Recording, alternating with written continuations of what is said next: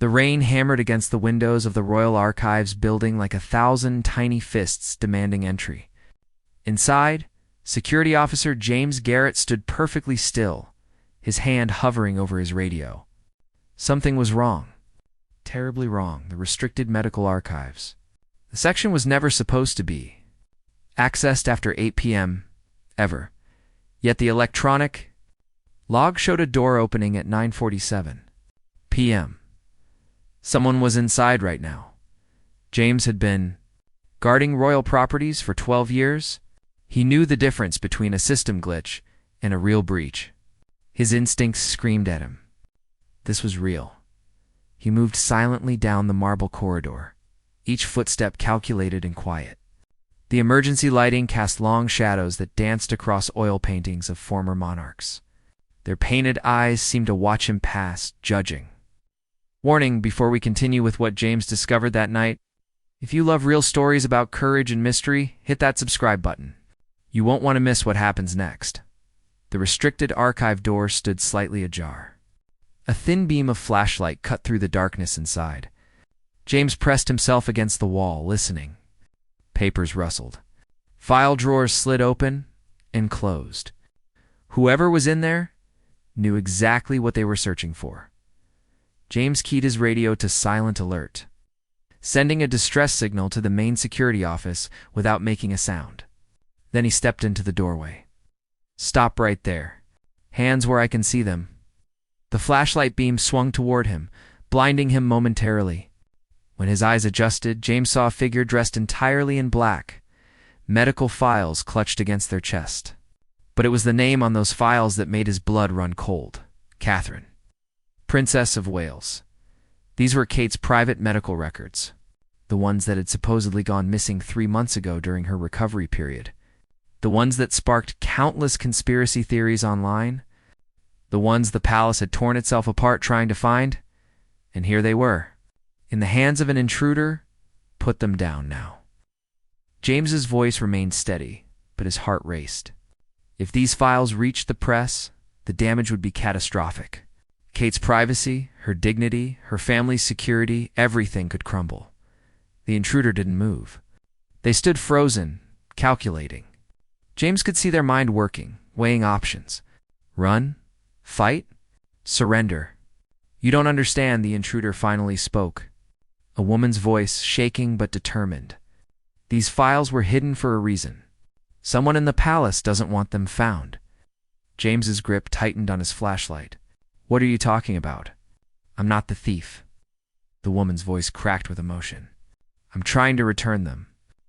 Someone powerful took these files and buried them here. They wanted everyone to think they were destroyed. But I know who, and I know why. Thunder crashed outside so loud it rattled the ancient windows. In that moment of noise and darkness, the woman made her move. She lunged sideways, documents scattering across the floor like snow. James dove after her. But she was fast-trained. She rolled behind a filing cabinet. And suddenly James realized this was no ordinary break-in. This woman moved like someone with military experience, like someone who knew exactly how royal security operated. Wait, James shouted. If what you're saying is true, we need to talk. Properly. Silence. The only sound was rain and his own breathing. Then, from behind the cabinet, the woman's voice emerged again, quieter now, frightened. If I come out, promise me one thing. Promise me you'll look at these files before you report this. Because once you see what's in them, you'll understand why someone wanted them gone. James stood in the darkness, his radio silent on his hip. A decision weighing on his shoulders that would change everything. What he chose to do next would expose secrets the palace had buried, and it would put both their lives in danger. James made a choice that violated every protocol in his training manual. Come out, slowly, I'll look at the files. The woman emerged from behind the cabinet, hands raised, medical folders still gripped in her left hand. In the emergency lighting, James could now see her face clearly. Mid-30s, dark circles under her eyes, the kind of exhaustion that came from weeks of fear and no sleep. She placed the files on a nearby desk. Her hands trembled as she opened the first folder. My name is Dr. Sarah Mitchell. I was a consultant brought in during the princess's treatment. What I saw in these files doesn't match what the palace told the public. Not even close. James picked up the top document. His eyes scanned the medical notes, the dates, the details. His stomach tightened. This wasn't right.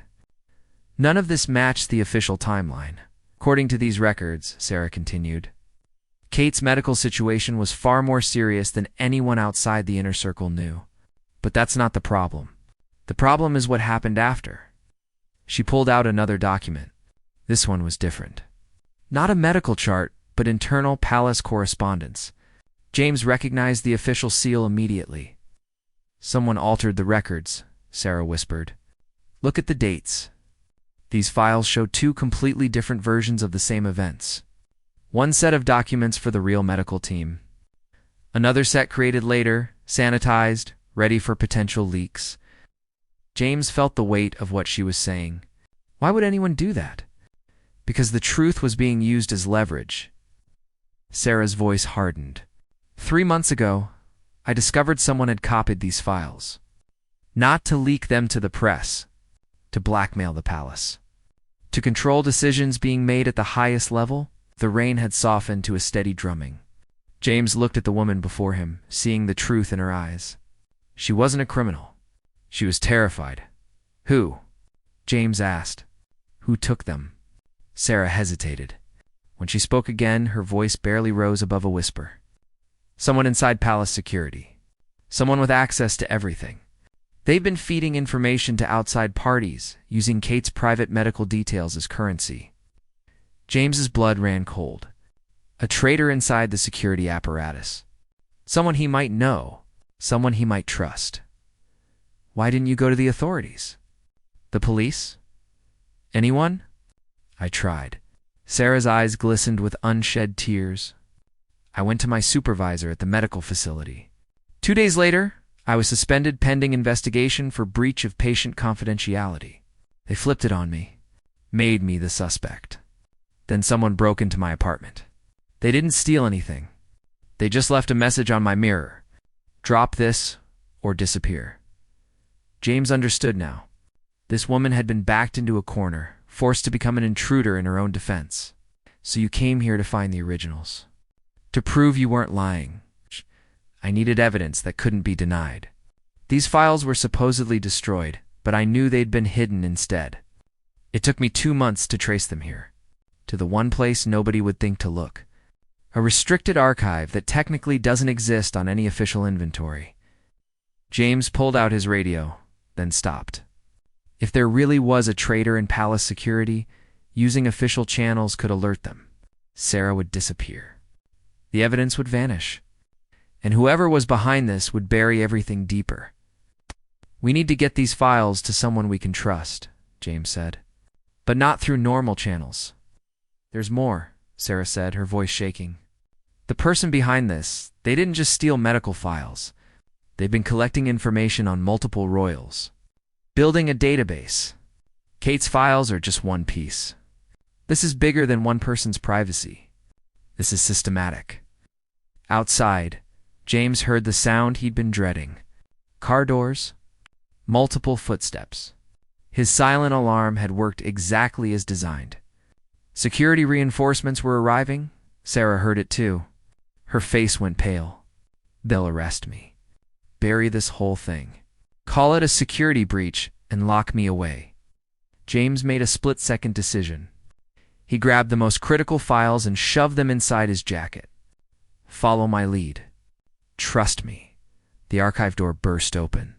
4 security officers rushed in, flashlights blazing, hands on their weapons. Officer Garrett. Step away from the intruder. The lead officer was Marcus Webb. James had worked beside Marcus for 6 years. Trusted him, or thought he had. But now, seeing the cold calculation in Marcus's eyes as he looked at Sarah, James wondered, was Marcus the traitor? Or was he following orders from someone even higher? James raised his hands slowly, the stolen files pressed against his chest beneath his jacket. Sir, I have secured the situation. The intruder claims to have information about the missing medical files. Marcus's expression never changed. "We'll handle it from here." "You're dismissed, Garrett." That was wrong. Protocol demanded James stay for the full report. Unless Marcus wanted him gone, James's next words would either save Sarah's life or seal both their fates. "With respect, sir, I need to stay for the report. Standard protocol." James kept his voice steady, professional. Inside, his instincts screamed danger. Marcus's Webb's jaw tightened. For a moment, something dark flickered across his face. Then the professional mask returned. "Of course, Jenkins, secure the intruder." Garrett cataloged what she accessed. Sarah's eyes met James's as two officers grabbed her arms. He saw the plea in her gaze, the desperation. He gave the smallest nod. "Trust me," as the officers led Sarah out.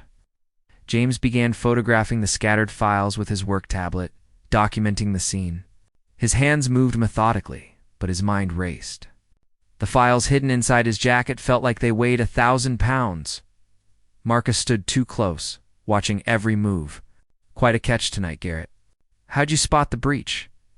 Electronic log showed unauthorized access. Investigated and found her inside, and she didn't try to run. "Fight." James looked up, meeting Marcus's gaze directly. She was in the middle of stealing confidential royal medical files. I don't think she expected to encounter anyone. Something passed between them. A moment of assessment. Marcus, studying James, looking for cracks in the story. Looking for signs James knew more than he was saying. "Strange, though," Marcus continued, his tone casual but his eyes sharp. "These files were supposed to be destroyed months ago. Yet here they are. Makes you wonder who authorized their preservation, doesn't it?"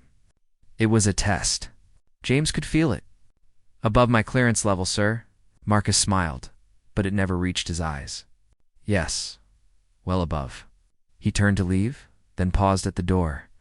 "Get that report filed by morning? And Garrett, good work tonight. Very good work." The door closed. James was alone.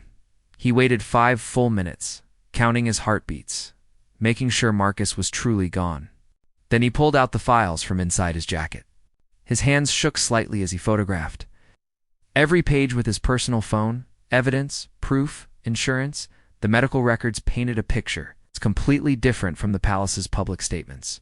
Kate's condition had been far more severe, the recovery far more complicated. But worse than that were the internal memos. Sarah had found someone had been tracking Kate's medical information in real time, copying it, distributing it to unknown parties.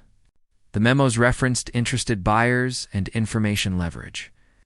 This wasn't just about privacy. This was about power, about controlling the royal family through their most vulnerable moments. And the signature at the bottom of several key memos made James's blood freeze.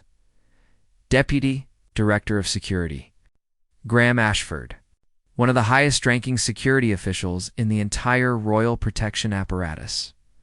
James's phone buzzed. Unknown number. He almost didn't answer. But something made him pick up. Officer Garrett. A voice he didn't recognize. Cold. "You have something that belongs to us. We'd like it back." James's mouth went dry. "Who is this?" "Someone who knows you took files from the archive. Someone who knows you photographed them. We have eyes everywhere, Mr. Garrett. Even in the shadows you think are safe. If you're palace security, identify yourself properly." Low chuckle. "We're so far beyond palace security. The woman you met tonight, Dr. Mitchell, she's currently being processed. She'll be charged with breach of royal security, attempted theft of classified materials. She'll disappear into the legal system, and nobody will hear her story. Unless you help us, help you, do what? Destroy those files. The originals and your copies. Forget tonight happened.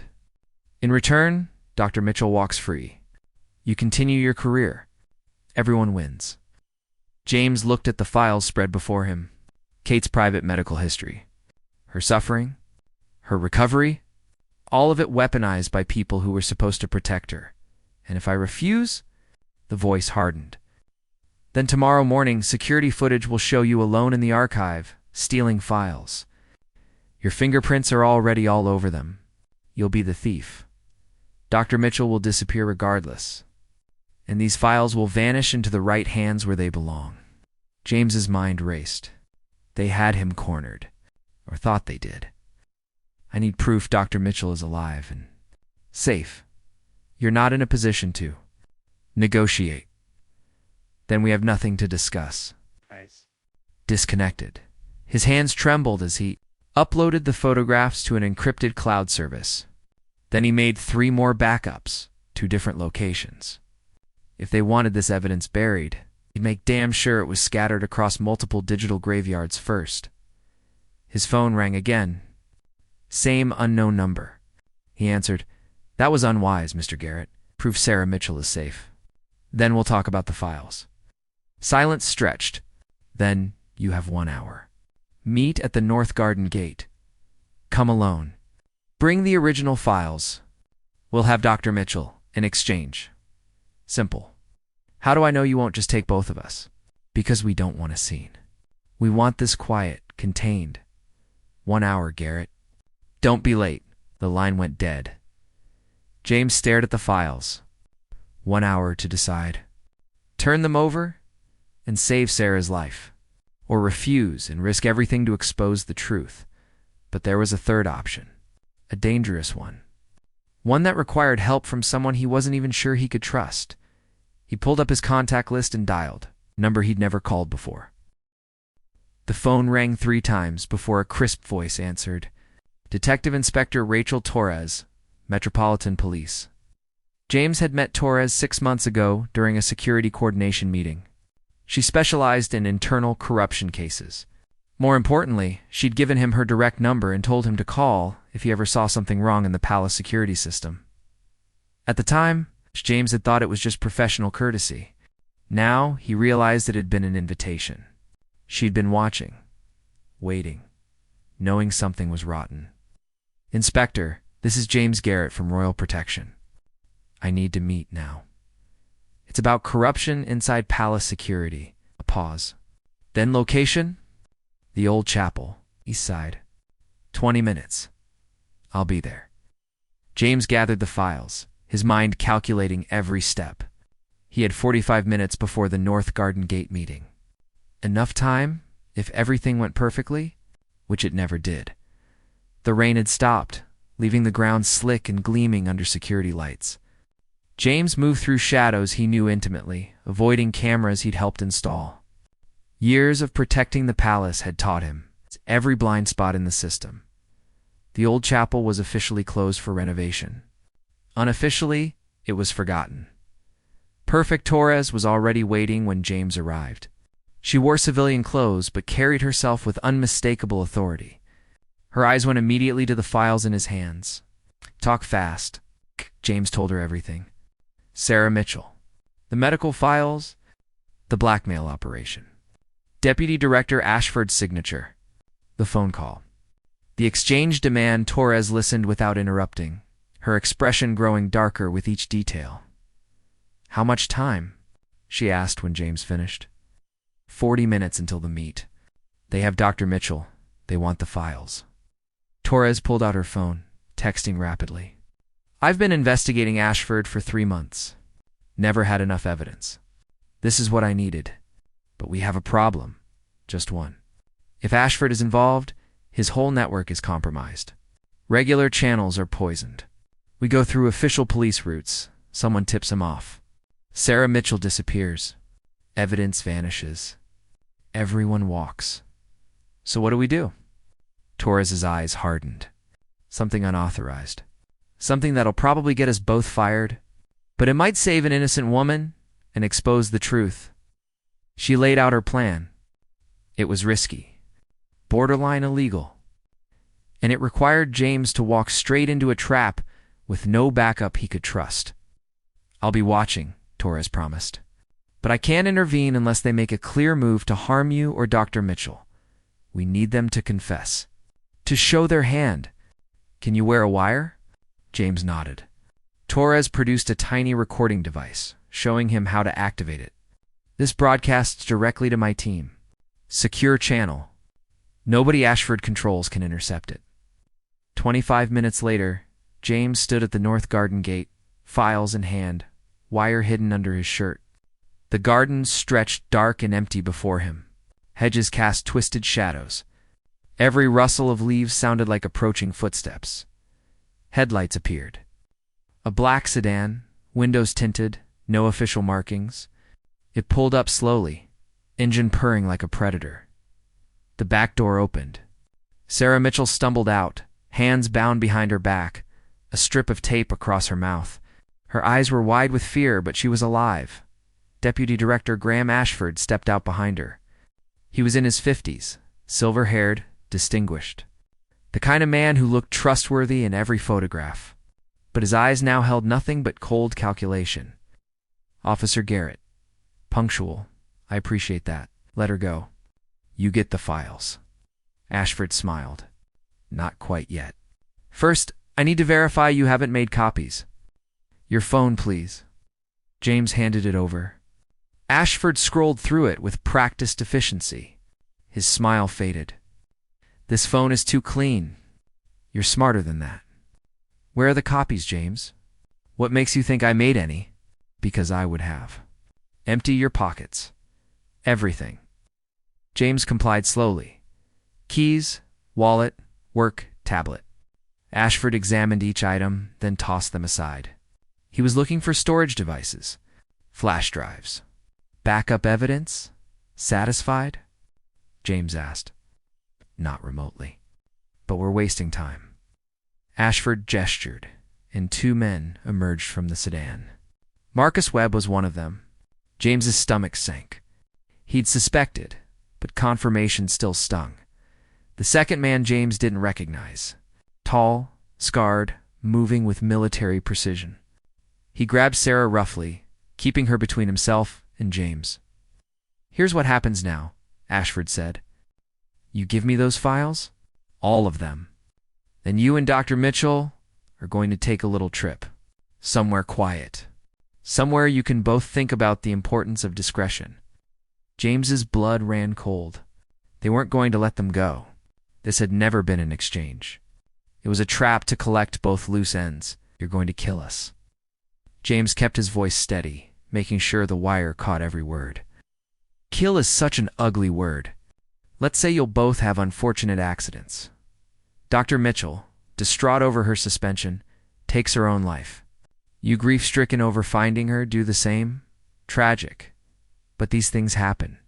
People will ask questions. People always ask questions.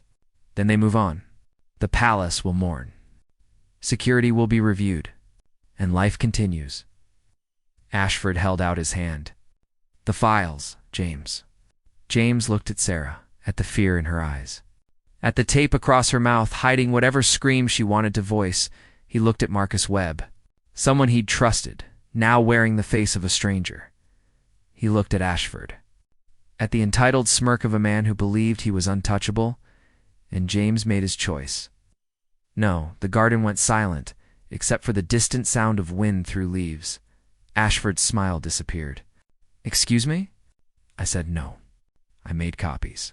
Sent them to multiple people. Encrypted. If anything happens to me or Dr. Mitchell, they go public. Every news organization, every investigative journalist, the whole world sees what you've been doing. It was a bluff. A desperate, dangerous bluff. But James sold it with every ounce of conviction he possessed. Ashford's face darkened. You're lying. Try me. For 5 endless seconds, nobody moved. Then Ashford nodded to the scarred man. Kill them both. Make it look like they fought each other. Clean it up. The scarred man pulled out a gun. And that's when Detective Inspector Torres emerged from the darkness. 5 armed officers behind her. Armed police. Drop the weapon. Now. Everything happened at once. The scarred man spun toward Torres, gun rising. Marcus Webb dove for cover behind the sedan. Ashford grabbed for James, reaching for the files. Drop it. Torres shouted again. The scarred man's finger tightened on the trigger. James saw it happening in slow motion. Saw Torres's team spreading out, weapons trained. Saw Sarah frozen in terror. Saw the gun muzzle swinging toward him. Then Marcus Webb did something unexpected. He tackled the scarred man from behind. The gun fired wild, the bullet cracking into a stone pillar. The two men went down in a tangle of limbs. Marcus wrestled the weapon away, throwing it across the ground. "I'm done," Marcus shouted, hands raised, gun sliding toward Torres. "I'm cooperating. I'm a witness." Torres's team swarmed forward. 2 officers secured the scarred man.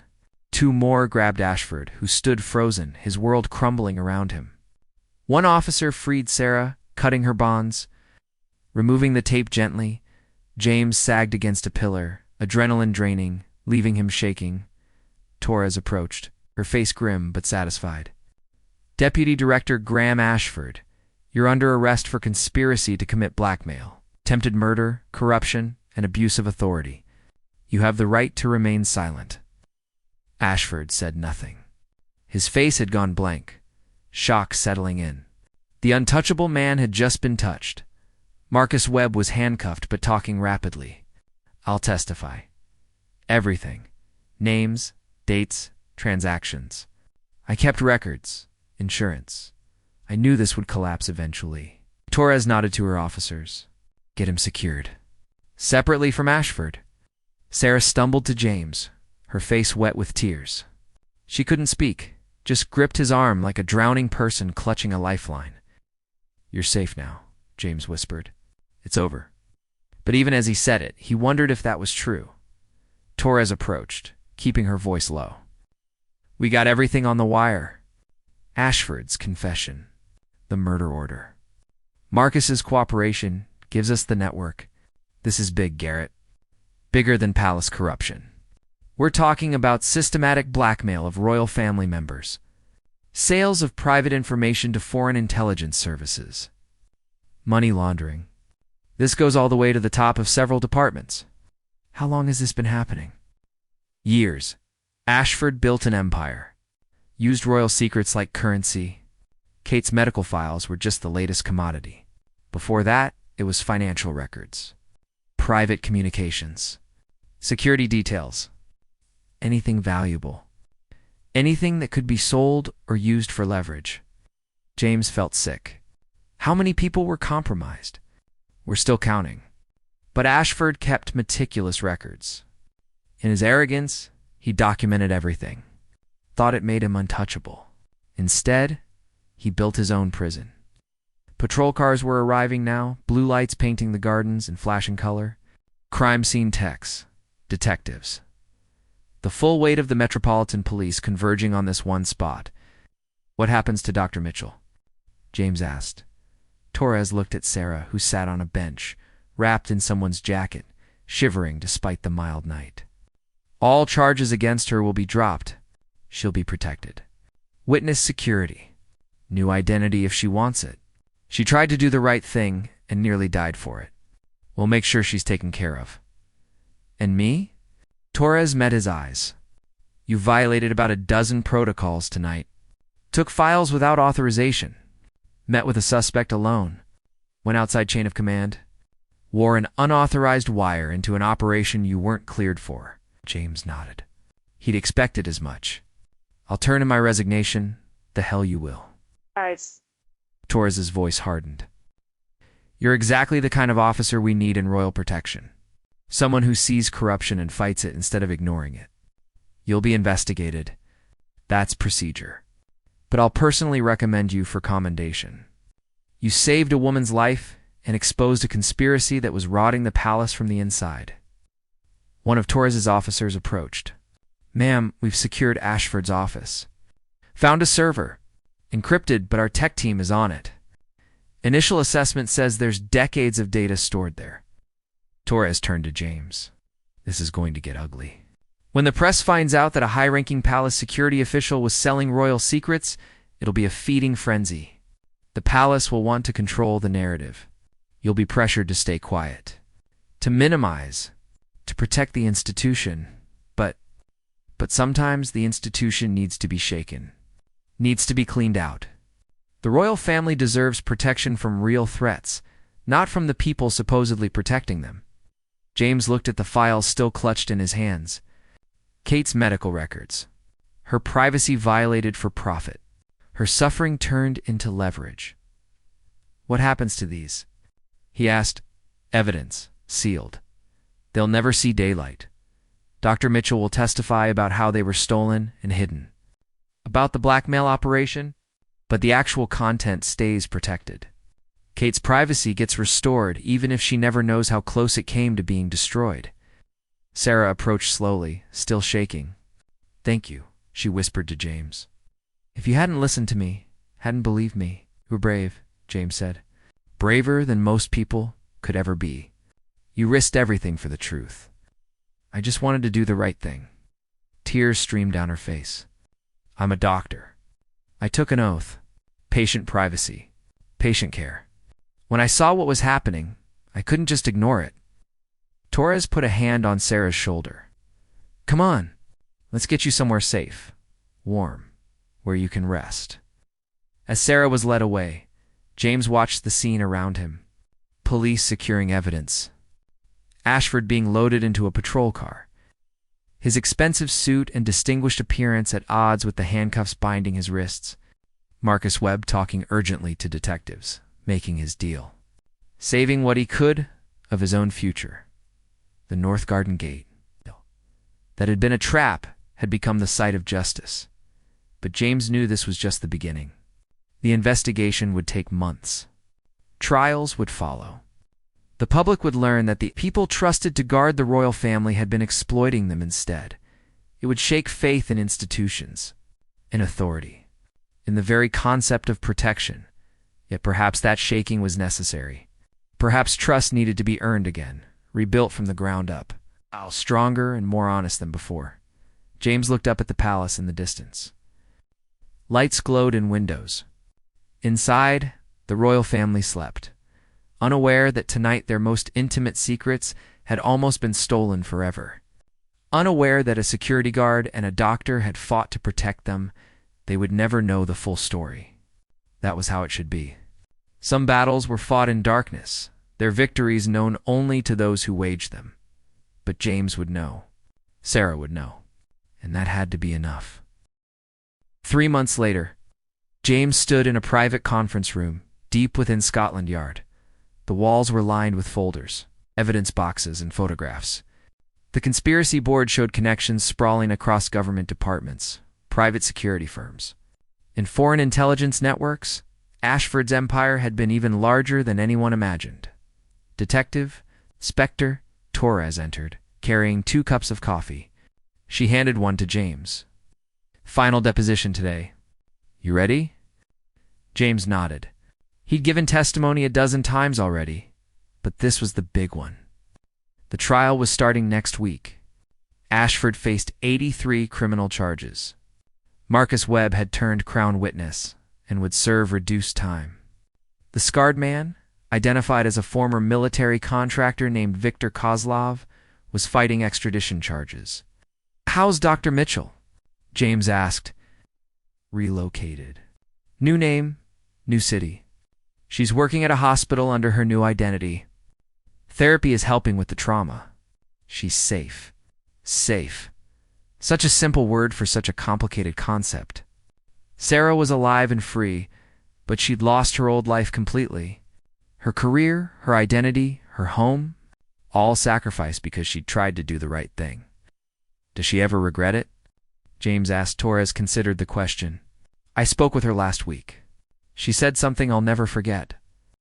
She said, I look at myself in the mirror now, and I recognize who I see. For the first time in months, I see someone I'm proud of. That's not regret. That's survival. A clerk entered, reminding them the deposition would begin in 10 minutes. Torres gathered her files, but paused at the door. You know what the strangest part of all this is? She said. The palace never issued a formal statement. No acknowledgement of the investigation, no public comment. They sealed everything behind national security classifications. They're protecting the institution, James said. Same as always. Maybe, or maybe they're ashamed. Maybe they know they failed. that the people who were supposed to be guards became predators. James thought about that as he walked to the deposition room. He thought about all the years he'd worked in royal protection, believing he was serving something noble, something greater than himself. Now he knew the truth was more complicated. Institutions were only as good as the people within them. Honor was only real when it was tested. And sometimes saving what you loved meant exposing its darkest parts. The deposition took 4 hours. Lawyers questioned every detail of that night at the North Garden Gate. Every decision James had made, every protocol he'd violated, they tried to paint him as reckless, as someone who'd gone rogue, but the evidence spoke for itself. The wire recordings, Torres's testimony, Marcus Webb's detailed confessions, Sarah Mitchell's accounts, the encrypted server full of stolen secrets, the money trails. By the time James left Scotland Yard that afternoon, he was exhausted but satisfied. Justice was slow, but it was happening. His phone buzzed. A text from an unknown number. For a moment, his heart raced, remembering the last time an unknown number had called. But this message was different. Thank you for believing me when nobody else would. You saved my life. I'll never forget that. Be well, friend. Sarah reaching out one last time before disappearing completely into her new identity. James. TYP back a simple response. You saved yourself. I just helped you across the finish line. Be safe. He deleted the message thread immediately after sending. No records. No traces. Sarah deserved her fresh start without any digital breadcrumbs leading back. A week later, James returned to work. He'd been cleared by internal affairs after the two investigation confirmed he'd acted appropriately given the circumstances. Detective Inspector Torres's recommendation had carried weight. So had the recovered files proving Ashford's conspiracy. But the Palace Security Division had changed. New leadership. New protocols. New culture of accountability. Several of Ashford's associates had been quietly dismissed. Others had resigned. The rot had been cut out, painfully but necessarily. James's first day back, his new supervisor called him into her office. Commander Patricia Chen was former military intelligence. Sharp. No nonsense. Determined to rebuild trust. Officer Garrett. Welcome back. I've read your file. Multiple commendations. 12 years of exemplary service. In one very interesting night 3 months ago?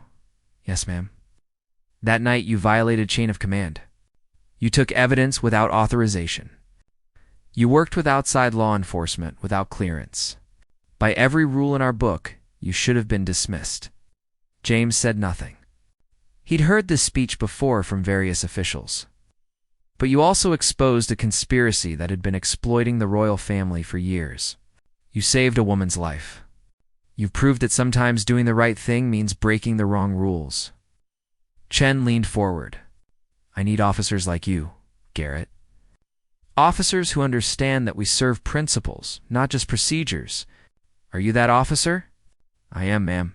Good, because I'm creating a new internal oversight unit. Officers who watch other officers, who investigate when something seems wrong, who aren't afraid to speak up when they see corruption. I want you to lead it. James blinked, surprised. Ma'am, I'm just a security officer. I don't have the rank. You have the character.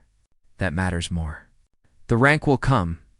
The question is, will you take the job? It was a chance to ensure what happened with Ashford never happened again. A chance to build something better from the ashes of the old, corrupted system. Yes, ma'am. I'll take it. That evening, James walked through the palace grounds. The gardens were peaceful, showing no trace of that desperate night. The North Garden Gate stood quiet, innocent, revealing nothing of the drama that had unfolded there. He thought about Kate. Somewhere in these buildings, still recovering, still healing.